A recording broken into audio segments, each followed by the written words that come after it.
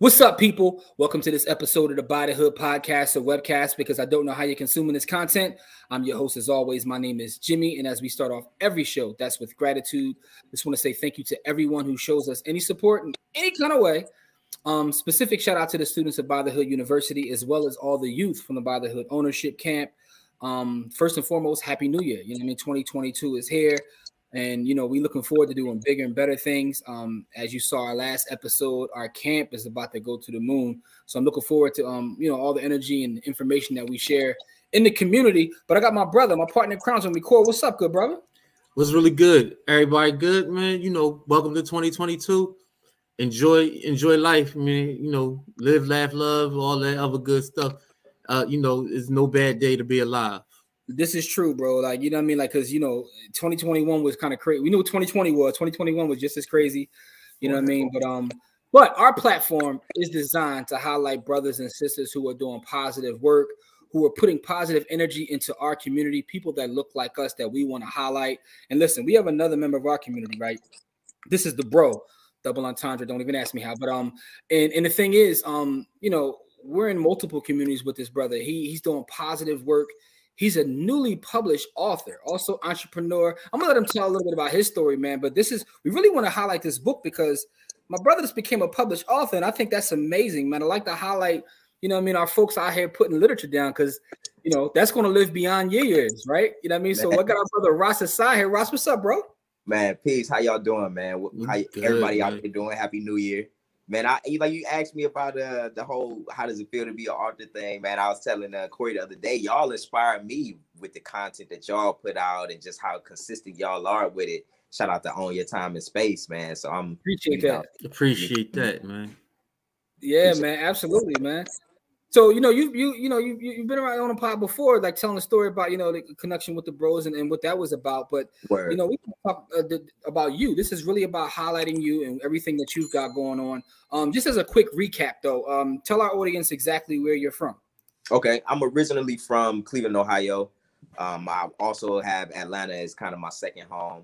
But yeah, I'm graduated from Morehouse College.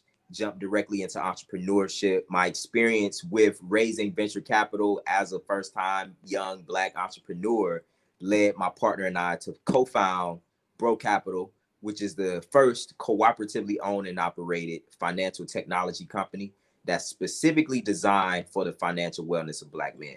So ultimately, we created a platform for Black men to pool all of their forms of capital, not just their financial capital, but their social, intellectual, spiritual, natural, so on and so forth. And we've been rocking for the past 5 years. And of course, as I sort of explained in the book, which is entitled Heal Thy Hustle, it really details, I guess, some pieces of how I came to healing my hustle and jumping into entrepreneurship directly after college. Really was I want to say a shock to my system, because I think it kind of was the breaking point, in the sense that in college, we talk about the broke college student and how you eating trash and people kind of laugh and joke about it, but over those 4 years, it's a lot of damage that can be done to your body when you eating trash. And so I definitely was eating a whole bunch of processed carbohydrates and hydrogenated fats and, alcohol, like just, staying up late, getting no sleep, barely exercising. So all of those things definitely culminated to some digestion issues, some health issues. And it was like, okay, for me to truly be on my A game with this business, I got to be healthy. And so that's when I kind of got sent down a rabbit hole, in a sense of healing myself, documenting my own journey, and then pretty much the points and the highlights of things that actually work through that scientific process is what I put into the book itself. Man, I got a couple questions based on that, right? So first and foremost, you went right into entrepreneurship. Yeah. And I guess my question is, a lot of people I know that are entrepreneurs don't just jump right into it. Like they're, maybe they work a job or something led to it. Right. Was that always your plan, or how'd that come about? Yes, that was my plan, man. To be honest, I'll never forget. I was in like a senior in high school, and we had to write down in our English class like what we were going to do after high school. And I told her, I told her I was going to be an entrepreneur. I was going to own my own business. And she said, what's, you got to have a plan B. What's your plan B? I was like, plan B is to make plan A work. I don't know anything else. Right. And so that was kind of my mindset of, reading Rich Dad, Poor Dad's Guide to Investing. Like I wanted to be an accredited investor, or, starting a landscaping company when I was 16, 17, really 13. But once I began driving, it kind of really kicked up. And like, I also pretty much own my own business at 16, 17, paying myself a salary every week.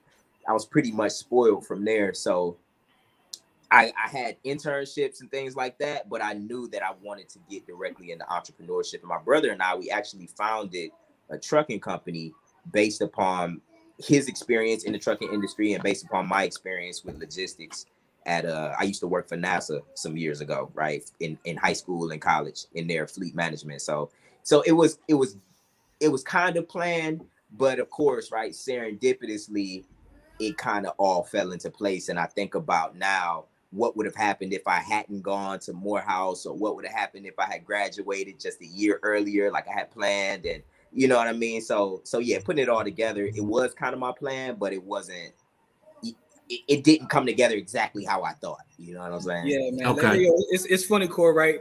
The bro is so accomplished that he don't even recognize that he be saying stuff like, I used to work for NASA. Yeah, I work for NASA. I mean, he's a Morehouse man. He worked for NASA. He says it so nonchalantly, like these ain't real accomplishments. Yeah, listen, listen, bro. Where I come from, people don't work for NASA and they don't go to Morehouse. Man.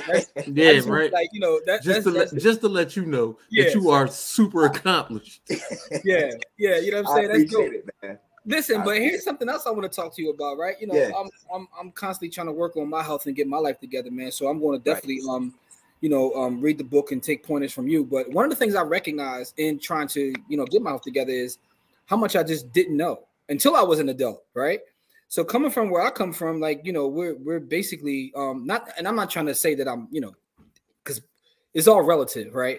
Right. But I'm talking about a community, not necessarily that I didn't grow up in poverty. I'm not going to say that. I had both parents. I ate every night. But what I'm saying is, even with that, I really didn't understand food, right? I didn't understand like carbs or how much water I should be drinking. I didn't understand any of that. We were just eating to survive for the most part.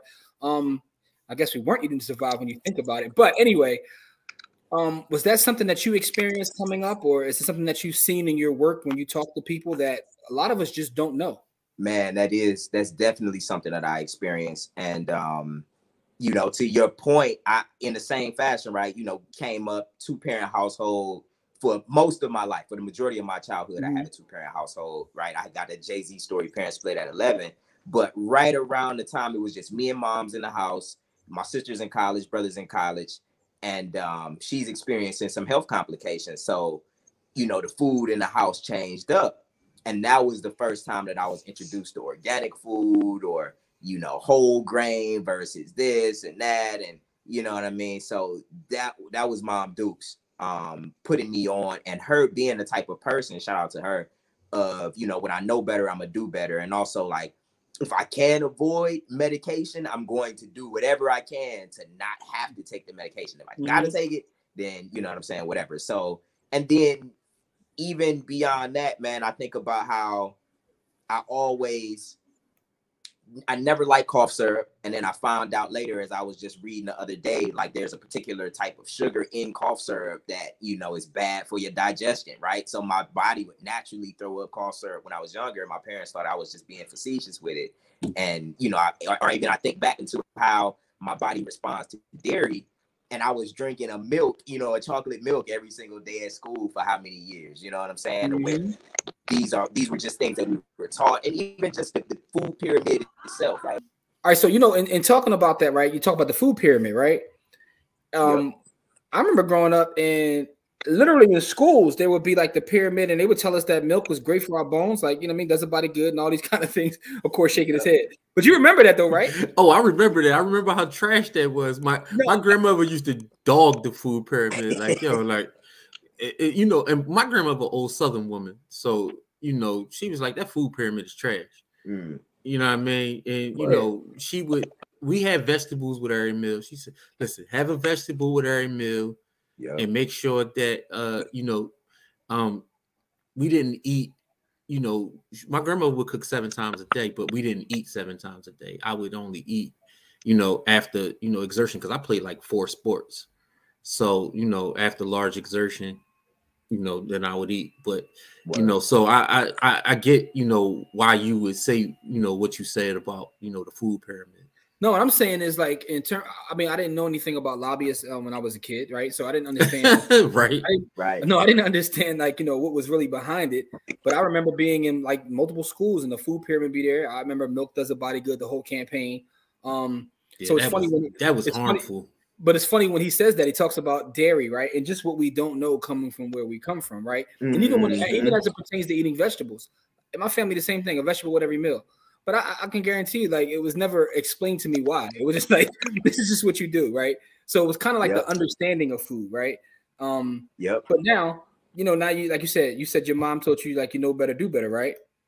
Exactly, man. So, and you know, my mom was the same way of have a vegetable, but she was real big on green vegetables with every meal. And so I appreciate, you know what I'm saying, having that foundation. Because even coming up, or even when I was out on my own, you know what I'm saying, fresh out, right? Though that 18, 19-year-old, it's like, okay, you know you need to have some vegetables, you know you need to have some green vegetable in there. So I'd at least keep some spinach or something, you know what I'm saying, on deck or whatever. But yeah, man, knowing your body is so important, and knowing how your body works, you know what I mean, where a lot of people don't know where their organs are. You know what I'm saying? Most people couldn't tell you where their liver was, or where their pancreas was, or what it does, or, you know, their kidneys, so on and so forth. So learning on that journey of knowledge itself, man, like, you know, for me, it was a very, you know, ethereal journey, right, around spirituality and all of that good stuff. But my spiritual journey was so tied into my physical journey of knowledge itself, to where, you know what I'm saying, it kind of really inextricable. And I actually talk about some of that in the book as well, around, you know, studying different religious practices and different spiritual systems, how pretty much all of them have a prescription for how to take care of your body. You know what I'm saying? So you mentioned the Nations of Gods and Earth and their impact, right? Was that, and you said that was, yeah, so talk about that. Yep. So funny enough, man, to even take it a step back further, like, you know, and I kind of briefly touch on this in the book, to where Malcolm X was real big in my household. You know what I'm saying? My mother, and I was, you know, 90s baby, right? So shout out to the Spike Lee joint. You know what I'm saying? We had it on VHS, and that was my movie. You know what I'm saying? So I knew about not eating pork. And by the time I got to like 17 years old and I'm able to read the autobiography of Malcolm X, I made the choice right around the same time that Mom Dukes is changing up the foods to not eat pork anymore. You know what I'm saying? And that was pretty much my first time to where I'm like, you know, making a decision about what I want to eat or not, right? But then was inspired by, you know, the gods and earths of the original man, you know what I'm saying? And taking it back to, what were the original humans doing? How were they living their lives? What did their day-to-day look like? You know what I mean? What type of food did they eat? How did they bathe and take care of themselves? And you know, what did that ultimately the community look like? And so thinking about all of that, and just doing the research, a lot of the research now is saying that, you know, the modern diet is ruining everybody's digestive system, which is attached to our immune system.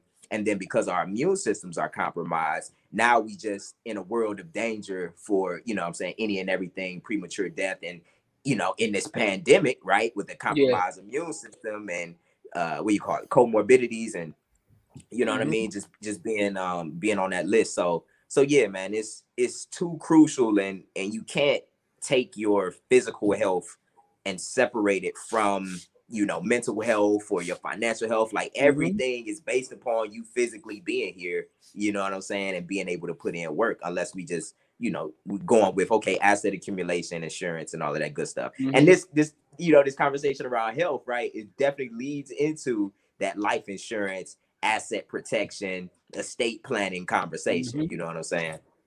Yeah. So let me ask you this question, right? Let's talk about the book. It's called Heal Thy Hustle, right? Yes, sir. Talk about the name of the book. What does it mean? What does Heal Thy Hustle actually mean? Word. So the concept of being a hustler. So whether you're, you know, an entrepreneur hustler, whether you're an underground economy hustler, whether you're, you know, a college student, single parent, you know what I'm saying? Parent who's in school, right? There's a hustle lifestyle that goes into all of that. So in order to do those things well, we often sacrifice our physical health. And so healing your hustle is pretty much not stopping. Right? I don't want you to stop your hustle because, you know, we got to do it, but to heal it, just to bring in some more, not, I don't want to use a cliche term of balance, but injecting much more healthier practices in there, and right, and creating ways that you can, you know, create healthier practices without getting too far away from what you're doing. And that was pretty much for me the value of trying to put this book out, making sure that it's for the entrepreneurs, for that lifestyle, to where I understand you already got limited time, you already got a million things to do, you already spread thin. So how can we kind of interject some of these things? And the book is about healing your hustle. It's not about being perfect, right? It's not about, you know, this is the new cult diet to have and this is the fad. It's pretty much, these are the things that I found that work for me. And I broke it down to like 5 basic health practices amongst some other things. But these are the things that work for me. You know, take them, see if they work for you, and share them with somebody else, right, to see if they work for them as well. So not necessarily trying to be perfect, or, you know, you got to be the most healthiest and we trying to live for forever type of deal. But, you know, we just want to have it's about increasing the quality of life. So while you're here, you know, we talk about that luxurious lifestyle. Yeah, that luxurious lifestyle also entails good health, you know, and having full access to your limbs and everything that, you know, your body offers. Yeah. Let me ask you this question though. In your experience of going through this, what is the biggest misconception you think that our folks have about, you know, food or just being healthy? What do you think is the biggest misconception? I think the biggest misconception is that you got to have a lot of money. Because I know that there are food deserts, and I know that there are places to where it's hard to access the food, right? So I don't want to diminish that in any way. But again, this is coming from somebody who, you know, broke college student, jumped in directly into entrepreneurship. So it wasn't like I had a whole bunch of money anyway. So these are, you know, things that I developed. So even if you just start off with, shout out to a bag of spinach, you know what I mean? Like getting spinach or getting stone fruit, getting a bag of stone fruit, because as we all know, when you're cooking the food, it's going to last you longer than if you are just eating out continually, right? That's going to drain your pockets and your overall vitality after a while. Another thing I talk about in the book is that while you're eating out and buying all of that stuff that's in a package or somebody else prepared, you don't know what's in that food. So they might have put some sugar in there. They might have put some milk. They might have put, you know what I'm saying? It's a whole bunch of stuff that if you have an allergic reaction to, or is, you know, ultimately bad for your health situation, you're not able to control that. So I think, and then also the fact that there's a lot of herbs in your kitchen cabinet right now that we call seasonings, you know, that you could use to heal yourself, to remove inflammation from the body, you know, a whole bunch of stuff. And that's kind of been my thing. Like, I'm a certified herbalist, certified personal trainer. Those were certifications that I got in 2018, right along this journey, you know, based on personal interest, things that I wanted to get into. But my whole goal was to demystify herbs to where it's not something to where it's just this magical, you know, it's only for the woke, you know, so-called hotep crowd, you know what I mean? But I know you got some cayenne in your cabinet. I know you probably got some garlic in the kitchen right now, you know what I mean? Absolutely. If you eat hot sauce, you know what I'm saying? That's a cayenne tincture. If you eat mustard, that's turmeric and vinegar paste, you know what I'm saying? So kind of just bringing it to people in a way that they can understand. Let me ask you this, right? You talked about becoming certified herbalist as well as personal trainer along this journey of getting to the point to write this book. What is one of the biggest things that you learned along this journey, right? So you've been on this journey for a while, but when you started to like put pen to paper and decide you're going to like write this book and share this part of your story, what is something that you learned? Man,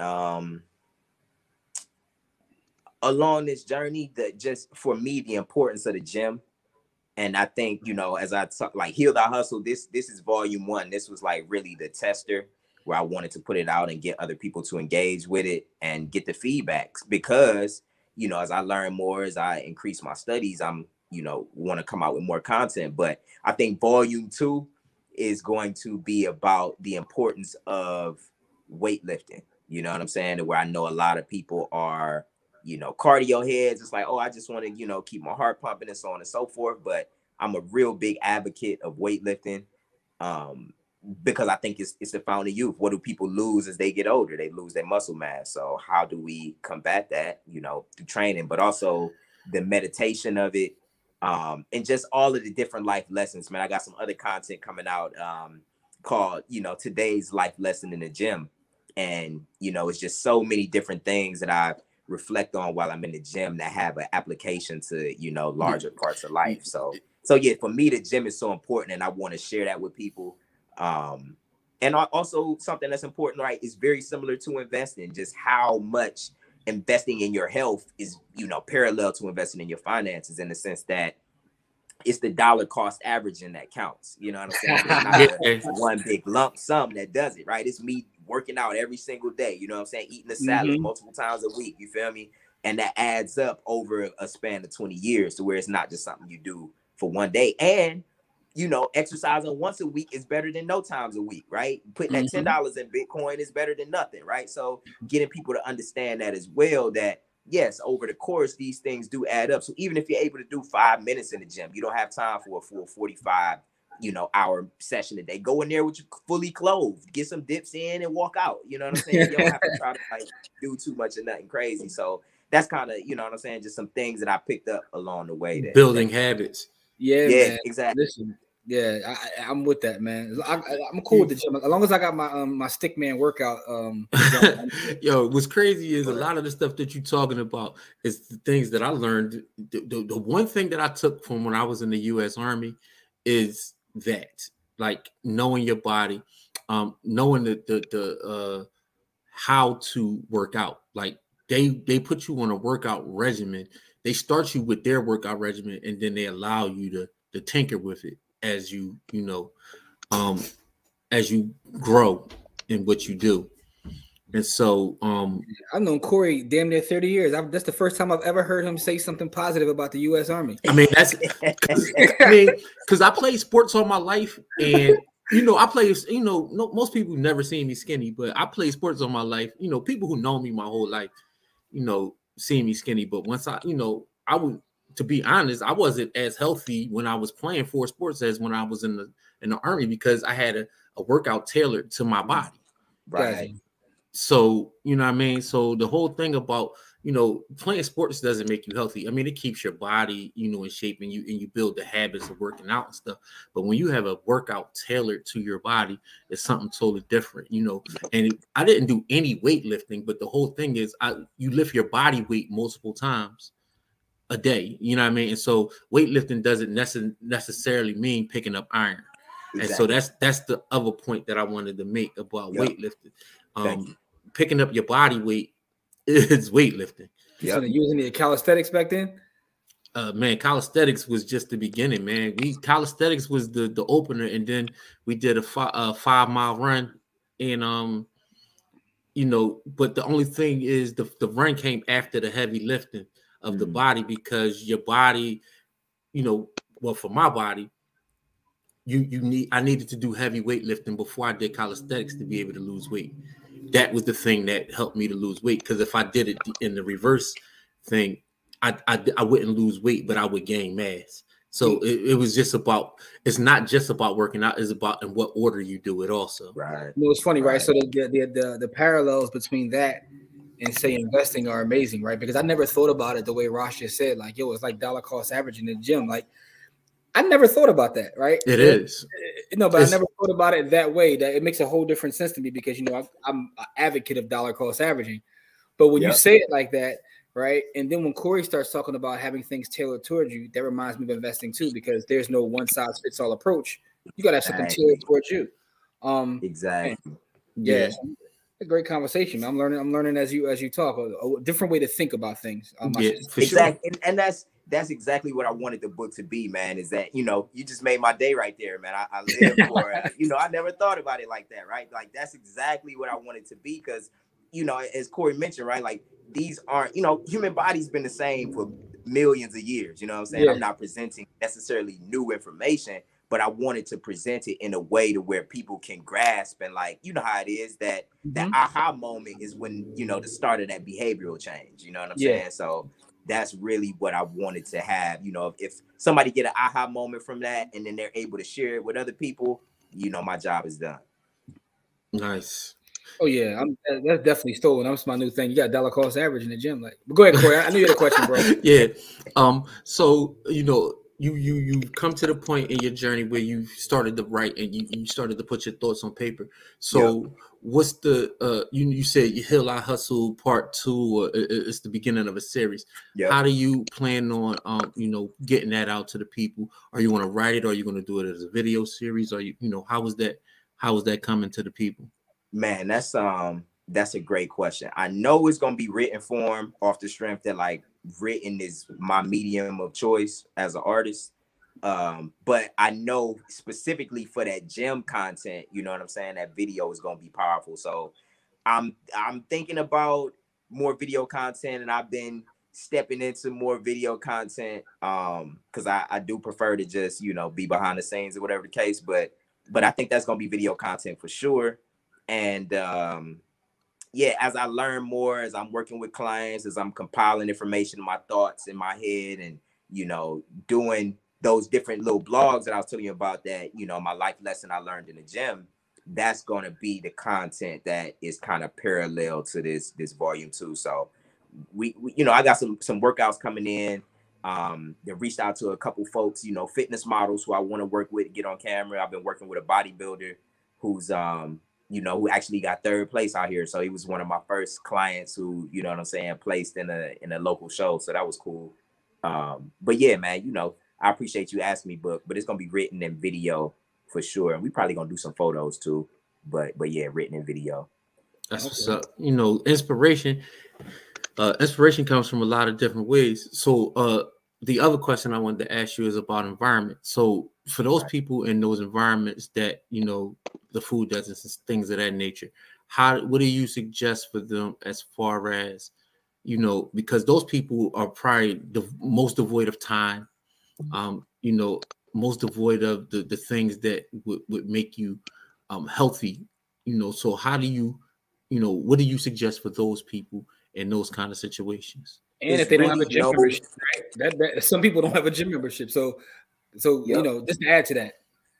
Absolutely, man. So I guess I'll tackle the gym membership piece first. Is that, yeah, this is 5 basic movements to any workout. You know what I'm saying? Your body only moves so many ways. So I talk about those 5 basic movements and just how through mindful movements, period, you know what I'm saying, when you walking up the stairs, right, you could turn that into a workout if you slow down, if you change the pace, right? So just very basic stuff in your everyday movements that you can do even around, right? Even doing a push-up the proper way and stuff like that, right? So videos to give those tutorials are certainly coming. When it comes to that food piece, man, it's really no substitute for food. So if you got to hop on that bus, and, you know, I tell people about how to grocery shop when you get to the grocery store, because, you know, a lot of people think, yeah, you have to have a lot of money. But if you can go into the grocery store with about $20, $25, as I've done in my life, and with less money, right, in college, trying to be vegan, or, you know what I'm saying, as an entrepreneur who's bootstrapping, to where it's like, okay, how much money do we really have to budget? So,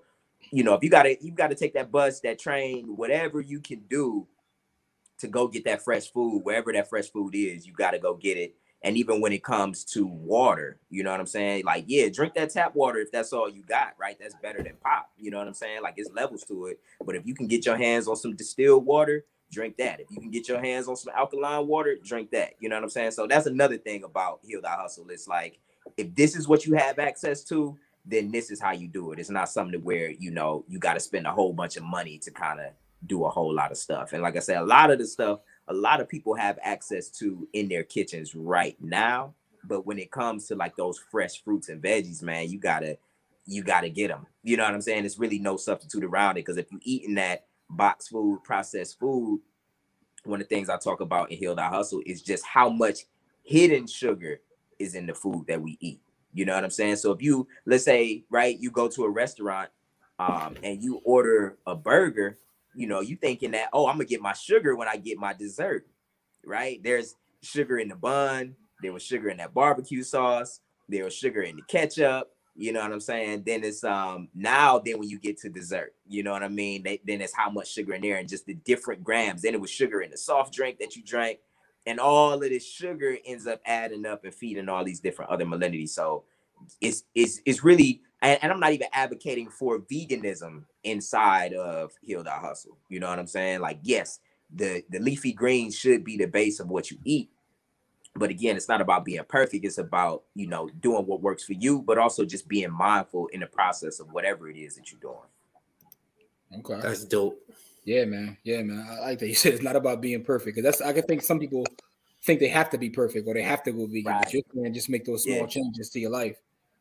Exactly. And like I added, you know, we did a live the other day. It's 5 basic health practices, and it's really 6. And I gave 5 the other day, but you know, shout out to y'all being the bros and the fam, and you know, y'all's community. I want to break these down. These are for anybody. These are for anybody. So first things first, you got to get your water in. If you're over 130 pounds, you need a gallon a day, period. You know what I'm saying? And if anything that comes at, you know, before you get that gallon in, the answer is you're not drinking enough water. Once you're drinking enough water, then we can go ahead and address, you know what I'm saying, whatever else may be happening. But first things first, you got to drink that water. Along with your leafy greens. And I count water and leafy greens together because it's so important, not just what you put in your body, but what's coming out of your body, right? So if you're putting the right things in, but they're not coming out, you still gonna have an issue. So getting that fiber from those leafy greens in, you also getting that chlorophyll and that sunshine and all of that good energy. So water and leafy greens. Then you want to make sure that you get in your rest.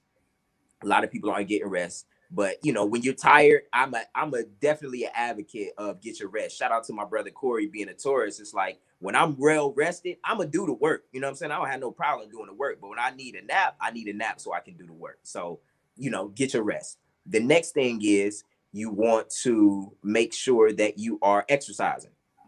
So whatever that is, like bro just said, you know, calisthenics. I do prefer body weight exercises or something to where you're lifting, really building muscle. That cardio is good too, not to diminish that. Then along with that exercise, you want to make sure that you are taking baths. A lot of people take showers. It's one thing to bathe yourself and take a shower. It's a whole nother thing to submerge yourself into water for a second.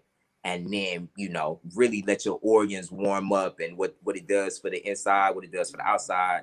And if you can't fit your whole body in the tub, do a half and half situation. Most people can't fit in bathtubs. So if you over like 6 feet or something, like don't even worry about it, but do half and half. And then that last piece is fast. You gotta fast to give your body time to rest, to give your body time to heal up. You know what I mean? Even if you're vegan, most people eat too much, period. So not eating too much is really one of those main things for health. So water and leafy greens, get your rest, get your exercise, take a bath, and then of course you gotta fast. So those are like, if you do those things, would it be, and I kind of go into like the details on how to do them, best practices for those inside of the book, but it's pretty much those 5 things that, you know, are going to keep you in a solid, decent, healthy state that you'll be able to combat, you know, whether it be COVID or a cold or flu. And not saying that, and I also talk about in the book is that Western medicine and Eastern or allopathic medicine, they can all, you know, exist together, right? That naturopathic and then modern it can all work together. But the thing is, go for that natural first. And then if you still having issues and it's like, okay, let's take it up a notch and go with a little bit more technology, but your healing is already at your fingertips. Nice, man. Hey, listen, I'm learning a lot as we sit here, right? It's not like you said, it's not new information, it's how you're expressing it, right? Which is important. That's why I wanted to make sure we bring you on to talk about this, because one of the things about what we do at By the Hood and talking to people about the various things that they're doing, whether they're building businesses, authors, whatever it may be, is culture, right? And what I mean by that is you're expressing things in a way that I understand, right? Somebody else can tell me the same information, but not express it that way. And I'm like, yeah, I'm like, what are you talking about? Yeah. So, like, I'm telling you, when you hit me with the dollar cost averaging, it just like, it made sense, right? So, and so, man, listen, I'm excited, man. I can't wait to get my hands on the book, man, and you know, and go through it, man. So Corey, you got anything else you want to ask the bro? Just what's the plan for 2022? Not but outside of Heal Our Hustle, you know, the sequential things that's coming with Heal Our Hustle. What's the plan, you know, for Ras or the bros, or you know, whatever you willing to share? What's the plan for 2022? Man, the plan for 2022 is to take the banking to the next level, man. Shout out to man. And the information that y'all been putting out there, man, is just golden. To where no matter what you into, it's like, yeah, like you say, if it's, you know, the job, and then you take that money in and invest it, whatever the case. So that's the plan, man. Really turn up on this staking and these rewards, and you know, greater dividends. You know what I'm saying? All of that good stuff. Just expanding the portfolio and increasing the knowledge. But yeah, man, really taking capital in at one rate, putting it back out at another rate, man. There we go. For real. For real. And then of course, you know what I'm saying, just taking our health seriously, right? You know what I'm saying? We got our own, everybody got their body goals. So I got my body goals too that I'm working on. But yeah, just and shout out to the bros, man. We building, we got some special stuff going on this year. We're gonna turn up. Shout out to our transition, you know what I'm saying, us coming in at year 5. So yeah, I'm excited for everything that's, you know, got to bring too.